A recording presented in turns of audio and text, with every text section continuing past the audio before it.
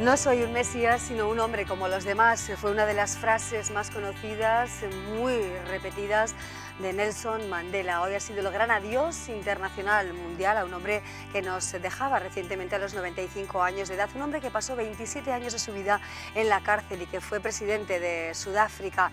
Dice adiós, desde luego, con la presencia de los grandes líderes internacionales, también con artistas, caras conocidas que han querido sumarse a ese multitudinario adiós, despedida a Nelson Mandela. Hoy queremos glosar su figura con ayuda del periodista del Grupo África Imprescindible, Javier Aisa. ¿Qué tal, Javier? Muy buenas tardes. ¿Qué tal? Buenas tardes, Amaya. Gracias por acompañarnos. Ha sido una mañana de imágenes impresionantes, de frases como la de Obama, ¿no?, que decía en su discurso que nos enseñó que todos estamos unidos.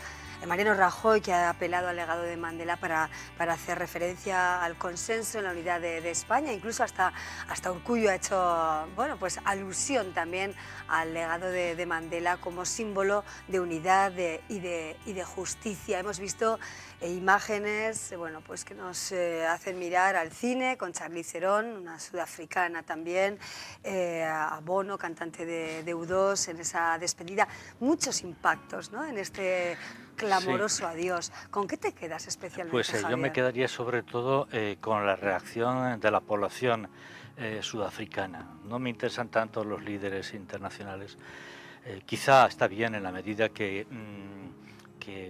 Mandela representa unos valores universales que todo el mundo debería cumplir. Lo que sucede que yo creo que ahí hay gran dosis de instrumentalización, incluso hasta de falsedad, ¿no? Porque, bueno, es decir, muchas autoridades, es decir, mantienen también situaciones de apartheid absolutamente y de segregación. Pero no, insisto en la población, especialmente en la población sudafricana, que en todos estos días está, casi iba a decir, celebrando no tanto la muerte de Mandela, sino la figura que ha representado para esta población sudafricana, más allá de que efectivamente, especialmente la población negra, sufra todavía las desigualdades.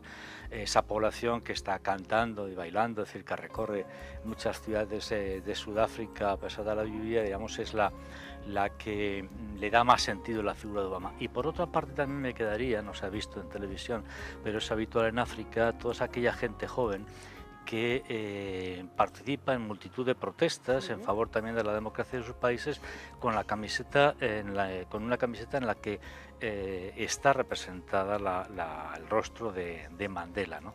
Yo creo que esos dos grupos de población representan muchísimo más los ideales que mantuvo a lo largo de toda su vida Madiba, ¿no? Bueno, lo más destacable y que todos conocemos es que combatió el régimen racista blanco en Sudáfrica.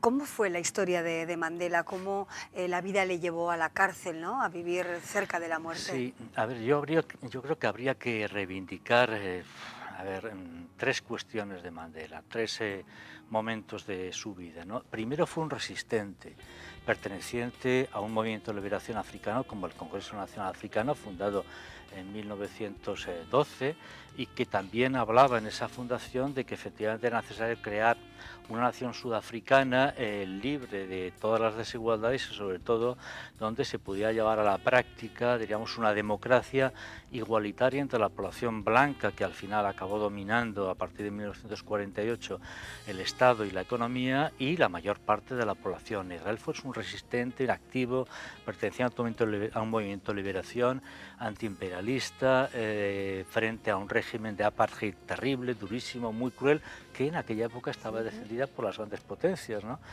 Porque estábamos en la Guerra Fría y había ese enfrentamiento entre los dos bloques, ¿no?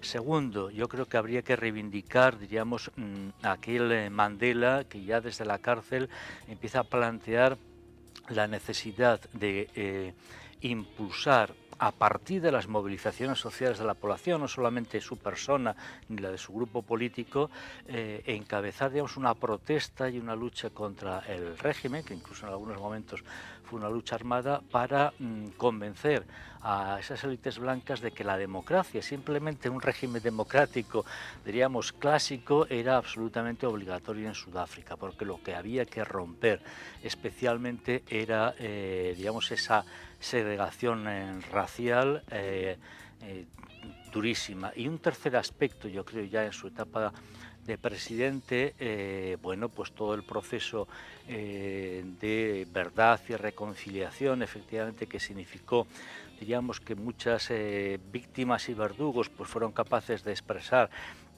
sus sentimientos y de buscar efectivamente una posibilidad de trabajar en común ligado a una cuestión muy personal.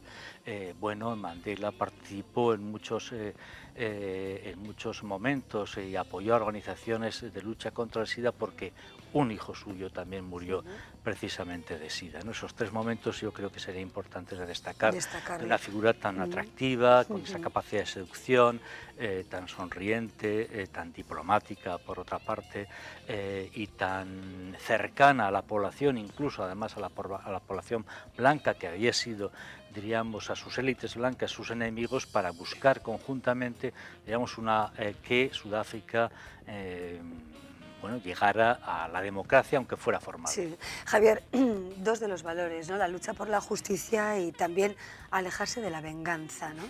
Sí, yo creo que eso es importante. Es decir, Mandela, si algo tuvo muy claro, yo creo que prácticamente... A ver, el Congreso Nacional Africano siempre fue más partidario de desobediencia civil que de la lucha armada, ¿no? La lucha armada se plantea cuando el gobierno sudafricano blanco lleva a cabo una represión terrible en Sharpeville, ¿no? Con 60 y pico muertos. Hay una rama del Congreso Nacional Africano que es partidaria de la violencia. Mandela va modificando su pensamiento y sobre todo comprende que es necesario saber lo que opina el otro y convencerle de que lo importante es buscar un punto de acuerdo que supere, digamos, ese conflicto para que la democracia se imponga en Sudáfrica, pero sobre todo una democracia basada en la posibilidad de debate y discusión y de compartir ideas, digamos, en esa especie de lema más importante que el propio punto de vista de cada uno de los grupos, que es defender esa democracia en Sudáfrica. Yo creo que ahí es el valor esencial que tiene Mandela. Fue presidente durante 5 años, perdón, con el 62% del voto de la población. Sí. Sin duda alguna luchó por la justicia también en ese mandato. Pero hay que ver cómo está Sudáfrica, ¿no? Porque las desigualdades raciales más o menos fueron superadas, pero hay importantes desigualdades todavía en esa sociedad. Claro, a ver, en el proceso de ruptura del apartheid hay un pacto entre el Partido Nacional, digamos, blanco y el Congreso Nacional Africano, digamos, mayoritario entre la población negra, para... insisto, es decir, eliminar el apartheid, pero lo que no se pone en juego es el sistema económico. Y de ahí, diríamos, una de las lagunas de toda la etapa de Mandela, cuya consecuencia es el mantenimiento de las igualdades actuales, ¿no? Se dan pasos, no obstante, hay una gradación, digamos, de las mejoras sociales que también Mandela y su equipo quieren llevar a Sudáfrica, ¿no? Pues son, digamos, un programa social, de vivienda, de agua, de electricidad, sanitario, etcétera. Pero no se ponen en juego dos elementos centrales: el reparto de la tierra, es decir, el 80% de la tierra está en poder todavía de terratenientes blancos, solamente se devolvió un 10%, y luego un sistema económico que evitar un apartheid económico, que es el que ahora existe, ¿no? Entonces, desgraciadamente, el gobierno actual, diríamos, todavía no ha puesto en marcha suficientes programas de desarrollo que eliminen esas desigualdades. 1,5 millones de familias negras siguen viviendo, digamos, en los townships, en los arrabales, digamos, de las grandes ciudades. Hay numerosas huelgas, por ejemplo, las huelgas de mineros que reclaman un salario mínimo de 1.000 euros, son dispersadas a veces a disparos por la policía, y sobre todo, bueno, hay una corrupción incluso entre determinadas élites negras, ligadas también al propio Congreso Nacional Africano, por lo menos a la presidencia actual de Jacob Zuma, que dejan muchísimo que desear y que yo creo que ponen que la herencia que pudo dejar Mandela pues no está siendo bien administrada por el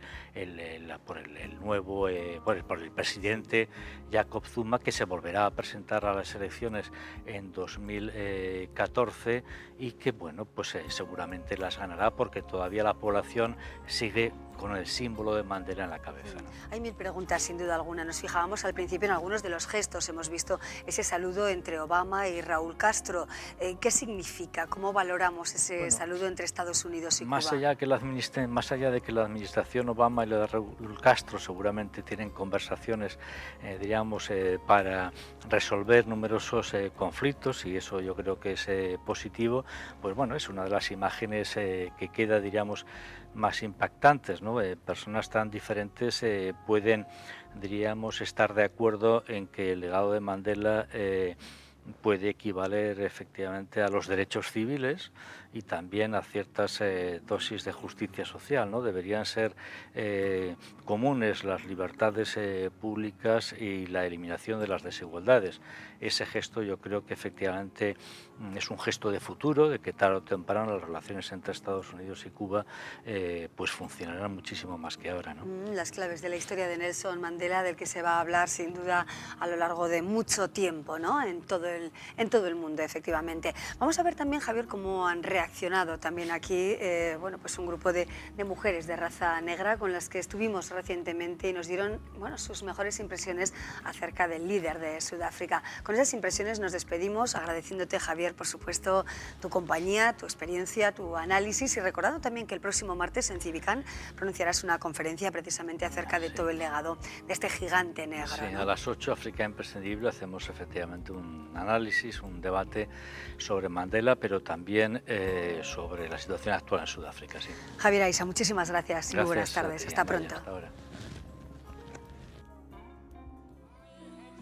África ha perdido a su padre, así lo consideraban muchos, porque la lucha de Nelson Mandela por la libertad y por los derechos de los negros le hizo ganarse el respeto de medio mundo.